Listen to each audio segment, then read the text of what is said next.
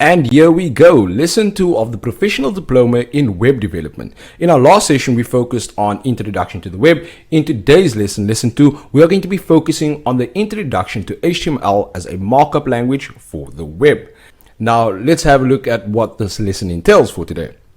In today's session, the first thing we'll be doing is having a look at HTML, and we'll properly define HTML and unpack the language to kind of figure out why it is so important when it comes to web development and why it powers so much of the websites out there. Apart from this, we'll also be installing our IDE, known as our Integrated Developer Environment.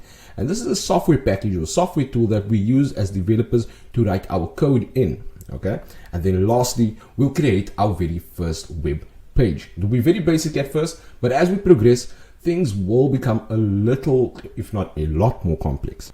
Now, before we unpack the content, just a little quick fun fact. And did you know that people start viewing your website from the top left corner? And I think this holds true for many of us. Now, we refer to this as the F pattern, and it essentially applies to virtually every single website out there, if not all websites, depending on how your content is set up. And it's just the way our brains have been trained when it comes to searching for information and looking at data and information on websites. So I thought I'd include this just as a technical fun fact moving forward. Great stuff. Now for our very first topic. So then, what exactly is HTML then? And that is something we're going to be unpacking in this very first topic. And essentially, HTML, also known as hypertext markup language, is the standard markup language for the web, especially when we're designing web pages as well as web applications. Now, you might be asking yourself, what's the difference between a web page and a web application? In essence, for the most part, a web application tends to handle more data, or tends to be more data intensive.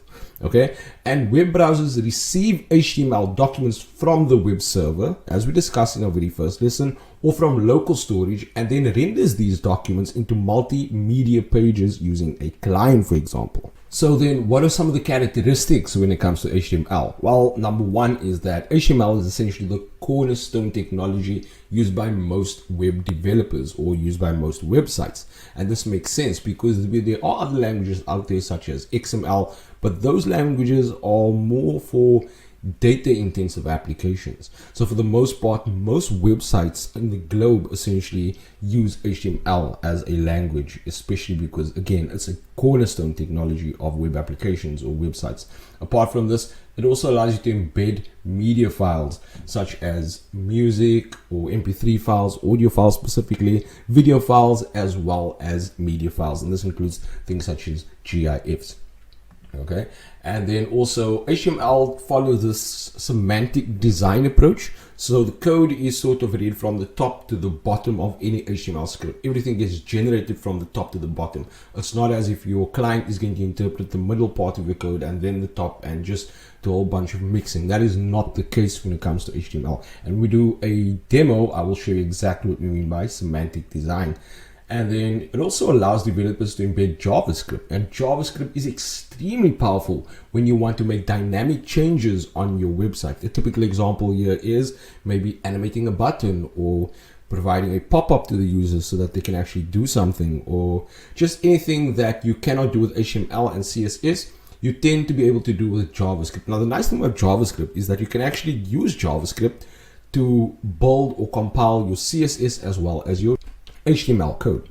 Okay, and then also elements use tags, or we tend to use this interchangeably where we say elements and tags are essentially the same thing, but they have attributes, and attributes are properties of an element that you can manipulate, such as the color, the width, the height, all of those kind of things. And again, all of this is going to make a lot more sense once we dive into an example. Now, HTML has been around for a while, believe it or not, and it was first invented by Tim Berners-Lee. And funny enough, the language or the platform itself was conceived in a European laboratory that focused specifically on particle physics. Just a quick interesting fact. So we have this new one called HTML5, which is the latest revision of HTML. Okay, and this is the very first point that we should take into consideration, because we've also had HTML4 prior to this, but the functionality wasn't always there as you compare to what we have today. Okay, so HTML5 also adds support for embedded multimedia content, relying less on JavaScript. Now, earlier we did say that JavaScript allows you to make your website more dynamic.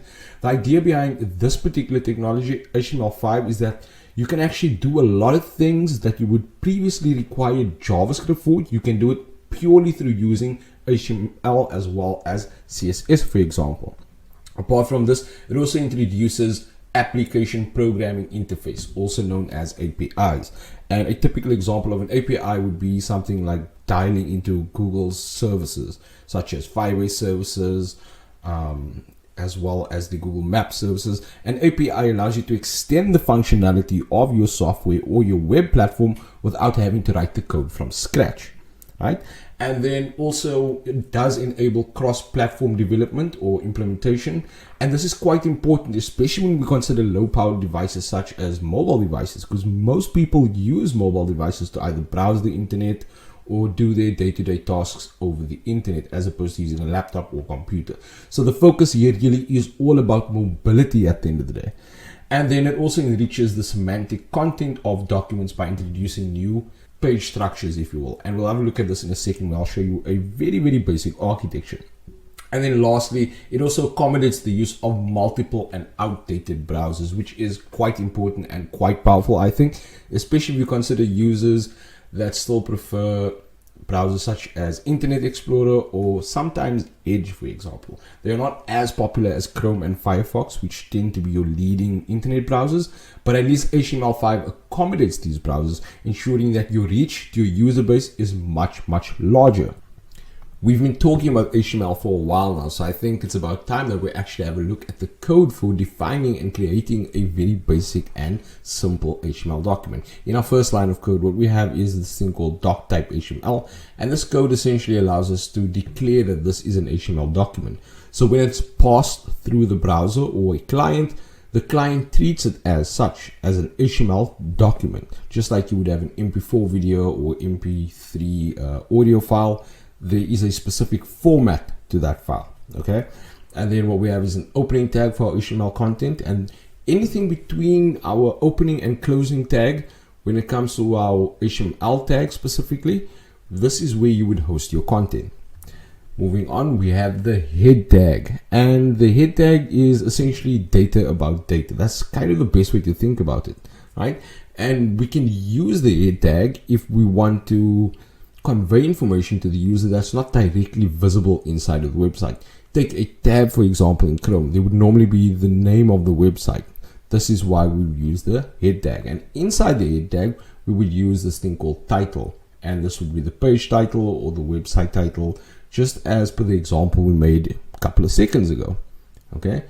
Again, I will have a proper example demonstrated to all of you, so you can actually have a look at how the head tag and the title tag works. Moving on, we have the body tag, and the body tag is where we essentially host all our main content. This includes things like paragraphs, images, videos. This makes up the bulk of any given website. And then we have our header 1 tag, which is quite common across multiple, if not all, websites. And the header tag essentially conveys information to the user that this is a core piece of information inside of the website. If you take a blog, for example, a blog could have a title, and that title would be bold and it would be really huge in terms of font size. It would really pop to draw the user's attention. After this, we have our paragraph tag, and our paragraph tag is where we tend to jot text-based information like the actual content of an article, for example, or a blog again. Wonderful stuff. Now, earlier we did briefly mention elements and tags and that they have attributes, but let's dive a little deeper to see what it's all about. So essentially, tags are the starting and ending parts of an HTML element, and here is a typical example of a paragraph tag. So what we have is the opening tag with the P, and we essentially use angular brackets to open up a tag. So open angular, the letter P, as well as closing angular, and then anything inside of this would be your content, right? Like a text or a sentence or whatever the case is. Then we have a closing tag just after that with another open angular bracket, a slash P, and a closing angular bracket. Right now, an element is slightly different, but essentially they are the same thing. We refer to them as the same thing when we talk pseudocode or when we talk web development languages. And essentially, elements enclose the content in between the tags. And an element is essentially a combination of the tag itself, the closing and opening tag, as well as the content that sits between those tags. And in this case, we have a sentence that says, "This is some text." Okay, now you might be asking yourself, do all elements or do all tags have closing and opening tags? No, that's not the case. Some elements actually only have opening tags. Now let's turn our attention to some common HTML tags that we will most likely be using quite often in the web development process. And here we have a table listed with several of those tags. First, we have the anchor tag, and this is essentially just an element with an href attribute. And an href attribute allows you to create a hyperlink out of a simple text, for example, that allows you to navigate to either a web page inside of your own website or a web page or website completely external from your own website. We also have the div tag, which is a dummy element, and this allows you to contain block level elements such as images and other media files. Then we have the h tag.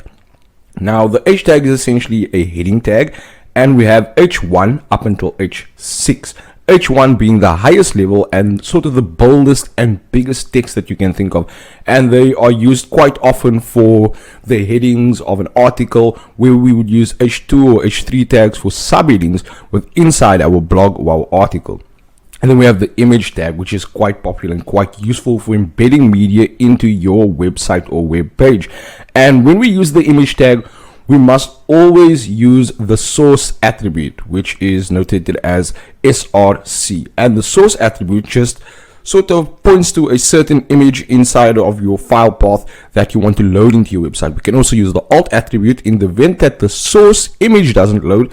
The alt attribute allows you to throw some text up like this image cannot be displayed, for example, just as a precaution. We also have the list item tag, and we would use this when we want to create ordered lists or unordered lists. And again, this is something I will be demonstrating to you. Lastly, we have the span tag, which is a dummy element which contains inline content and not block level elements.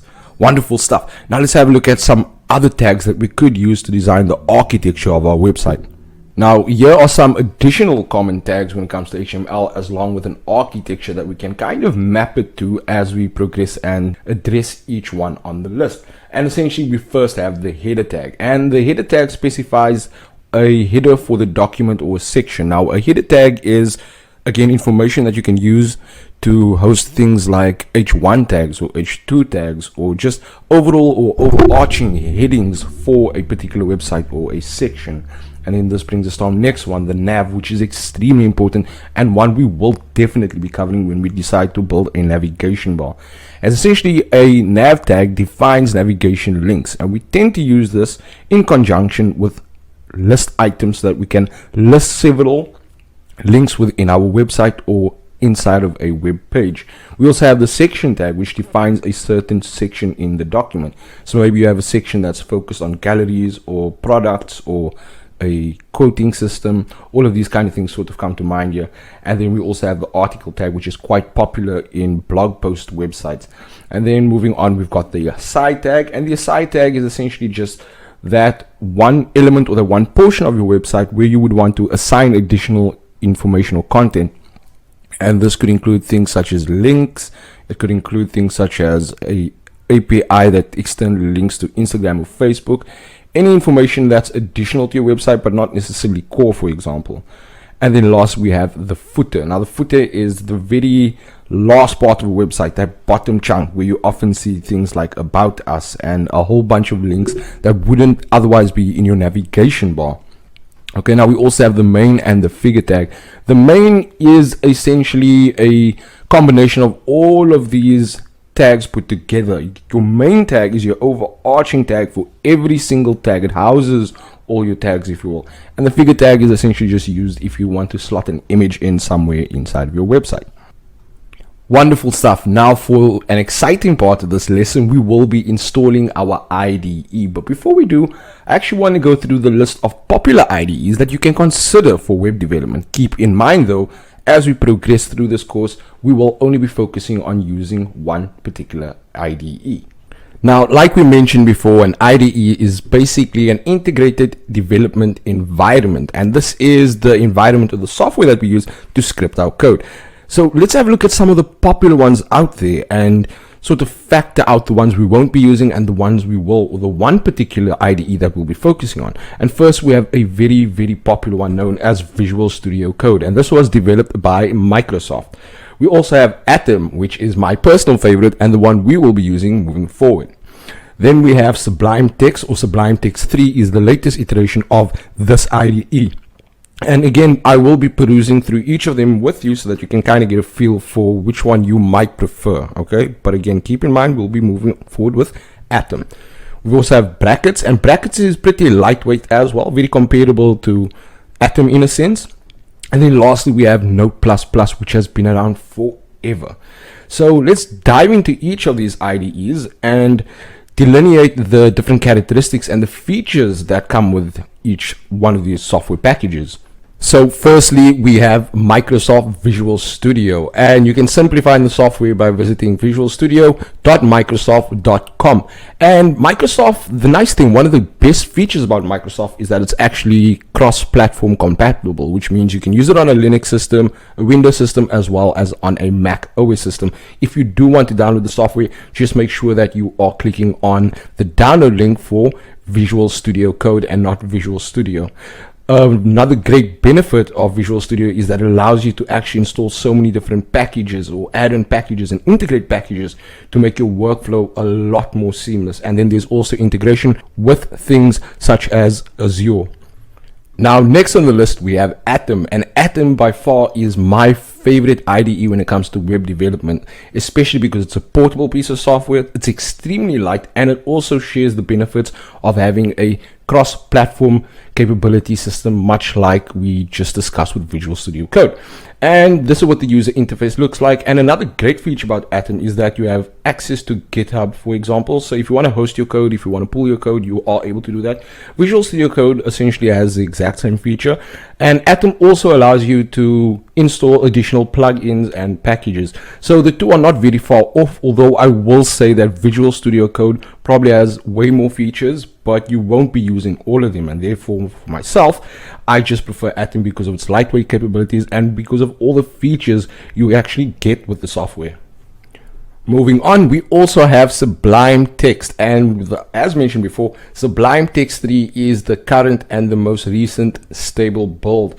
Sublime Text is really awesome, and it supports a ton of languages, not just web development languages, which is also what makes it a favorite among developers. You also have Git access, and you can alter your UI and your theme that you're working in, and you can pretty much do this with almost any amazing IDE or any of the IDEs we actually just discussed as of recent. The one thing about Sublime I will say is that even though you can run it for free and you don't necessarily need to buy it, the issue is you always get this pop-up that tells you need to purchase Sublime, but in actual fact you really don't. You just have to then just sort of click on the cancel prompt or the OK button in this prompt to just have that alert to go away. But again, it can be annoying, so it is something to consider. And again, Sublime is also lightweight, and if I'm not mistaken, they do also support packages in the long run. Wonderful. Now we also have Brackets, and Brackets used to be one of my favorite tools, especially because it's got this live feature that comes built in. So whenever you're refreshing code on your IDE, those changes are applied immediately to the web client, and that's where you can see over your live preview capabilities. This is something you can get in the other IDEs, but you'll have to install it as an additional package. And again, Brackets is also very, very lightweight and very, very intuitive as well. So also a really great tool if you are just starting out in web development. Now, last but not least, we do have Notepad++. And believe it or not, this software has been around for ages in the web development space. Unfortunately, it is only compatible with Microsoft operating systems. So if you have a Mac, this is not something that is going to work for you. And compared to the other tools, I would say Notepad++ is not nearly as intuitive as the rest of the IDEs that we just explored over here. Wonderful. Now that we have an idea of all these IDEs, let's go ahead and actually install our one that we're going to be working with, which is Atom. Now to install Atom, you simply have to visit this URL over here, which is atom.io. And the installation process is extremely straightforward. You just click on the download link over here and it should start downloading immediately. Just give it a couple of seconds because I think my internet connection might be slightly delayed. And once it starts downloading, what you'll notice is that it will take about 2 minutes depending on your internet connection speed. So I'm going to pause the video over here and come back to it once the download process has been completed. Now, once the download process has been completed, you'll find Atom to wherever it is that you stored it. In my case, I stored it on my desktop over here. So I'm just going to double click on it and let it run. You might just get a prompt, something like this, that lets you know the publisher is GitHub Inc. I'll just say run because it's a trusted source and certificate. And like I said, Atom is portable, which means it doesn't necessarily require you to have administration rights. Okay, so this is the screen you'll get when Atom is being installed. So we'll take a moment, and again I will pause the video over here and we'll jump back into it once the installation process has been completed. Wonderful. Now with Atom being successfully installed, I've created a shortcut on my desktop over here. So you can just run a search in your taskbar, for example, if you want to locate the application file to create the shortcut on your desktop. Otherwise, you don't necessarily need the shortcut on your desktop. So I'm going to go ahead and boot up Atom, and all these notifications and things that you might be getting here, this is not my first time using Atom, so your interface might vary slightly from mine. Do not be alarmed, okay? I'm going to close this notification off over here, and I have my project tab on the side over here, as well as my first untitled document. But before we even dive into any of that, let's have a look at some of the configurations and things we can play around with. We're not necessarily going to be setting these configurations for the time being, but it's good to explore the IDEs. It's good to explore the IDE to see what it has to offer. And we've got under our file tab, we've got all the basic things like on the settings, configuring our IDE, opening a new file, creating a new file, and so on. We can also do things like edits the lines and the columns of our IDE. Again, I don't want you to be too concerned with this. You can also increase or decrease the font size if you feel it's a little too small for you. Okay, and then what I really want to get to is the packages over here. So two packages that we will be installing in future is Atom Beautify and Atom Live Server. For the most part, all of these are standard packages that come with Atom when you install it. And you'll notice that you also have a GitHub extension. Wonderful. Now, before we get our hands dirty with any code, let's have a look at what's coming up in our next lesson. And in our next lesson, we review the important and common HTML elements used in web development. We'll also focus on text level elements, grouping elements, and providing our website with a more coherent structure as well as flow by implementing very basic navigation. We'll also explore the importance of making comments in our code. So the next session is going to be quite exciting. Okay, given that we've covered that important bit of housekeeping, it's time to get our hands dirty and it's time to start scripting without wasting any more time. So without further ado, let's code. Now, in order to start scripting and writing my first HTML document, what I need to do is I need to save this untitled file over here as an HTML file. And moving forward, this is going to be extremely important. So I'll just head over to File. I will then say Save As. And then maybe I want to just locate something on my desktop. So if I head over here and I just punch in desktop, should navigate me to my desktop, and I'm going to create a new folder over here, and I'm going to call this folder create folder, new folder.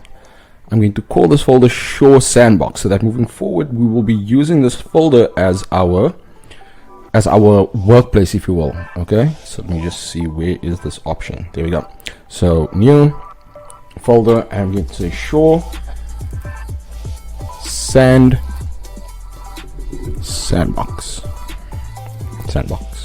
Okay, great stuff. And then inside of this folder I will create another folder just to separate out lessons nicely. Okay, so I'll say this is lesson 2. Okay, maybe we should actually add HTML to it, or not, we can actually keep it as is. So I'll just say L2, and then in here I'm going to save this as an HTML document. So I'm going to call this file index .html. Now, very important, we must always add the extension at the end. We need to append this at the end of any HTML document that we are creating, so that the client knows and so that Atom knows we are working with an HTML document. Okay, so I'll go ahead and click save, and I can start writing my code. And if you start typing, the nice thing about Atom is you have autocomplete features. So I'll just type in HTML, hit enter, and there you go. Voila, my entire document has just been generated for me, or a boilerplate has been generated for me. Now let's have a look at what's going on here. So if you remember in our slides earlier on, what we said is that this line over here declares the document type. Okay, so it says to the client as well as to Atom that this is an HTML document. We also have the opening tag for the HTML over here with a bit of extra attributes like lang and direct, but we don't have to worry about this for now. We won't necessarily be using this. Okay, and then we have a head opening tag over here, and then our closing tag for the head is here. Then we've got metadata inside of there. Now remember, we said that in our head tag, that's where we would sort of add information that's not necessarily inside the content of the website. And let me go ahead and show you an example over here. So in this title tag, I'm going to type in hello world. I'm going to save this, Control S on a Windows machine, or you can just hit over here and say save as, or save all. Okay, so I'm going to run this .index image file, this one particular file that we just generated. Now I'm going to run it, and I'm going to show you what actually happens. Now, in order to do this, what I need to do is just minimize this window and locate that folder that I created, which was on my desktop, Shore Sandbox. And we just bring the screen over, and I'm opening this up. And if I right click on this, or you can even just click on it as normal, and we'll open up in Chrome, because Chrome is my default browser. Now I want you to take note at the top over here, this tab says hello world. Now that is why we use the head tag in HTML documents, because we want to add metadata or data or functions and things that's going on behind the scene. You'll notice this is not part of the immediate content over here. We have nothing here. So I want to say congratulations, but not just yet, because we have a couple more lines of code that we need to actually write out. So I'm going to get back into Atom.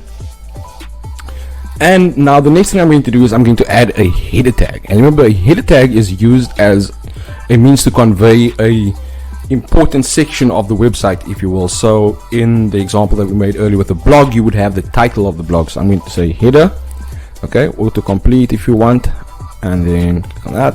And then inside of here, we've got our opening tag for that header, and we've got our closing tag for that header. Inside of this, I'm going to specify an h1 tag, h1, hit enter, autocomplete, and I'm going to say hello world again.